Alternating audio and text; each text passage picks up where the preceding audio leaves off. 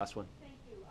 I'm still confused on the pay equity. If this has been a signature issue of the president's for 6 years, and he can't even bring his own staff into closer alignment, is 100% pay equity simply impossible?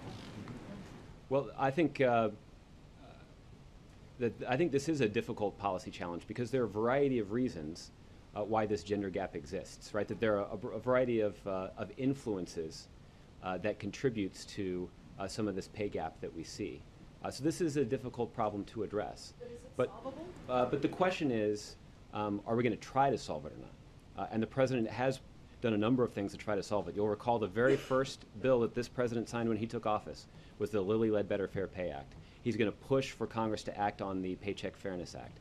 He already signed an executive order mandating that the principles of the Paycheck Fairness Act apply to federal contractors. So the president is certainly pushing on this policy initiative, and it's something that we're aiming for. But the staff that he hires and pays for 6 years, he still couldn't do it. Well, again, it depends on how you want to calculate that, right? That there are 22 departments here at the White House, and more than half of them are run by women, and that when there are women in senior positions, they're paid the same amount as their counterparts. We've seen high-profile women here in the West Wing get promoted over the course of the last year. My colleague Amy Brundage was promoted to be Deputy Communications Director.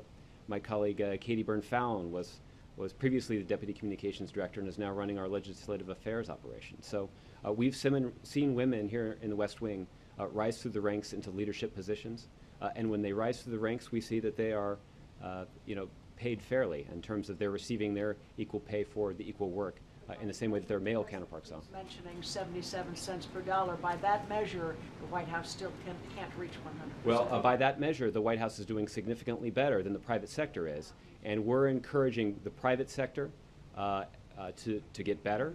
We're certainly going to make some efforts here at the White House to improve on our standing.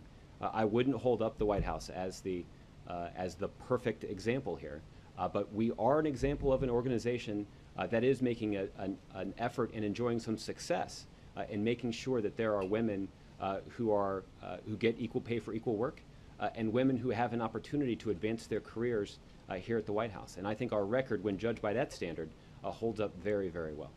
April, I'll give you the last one.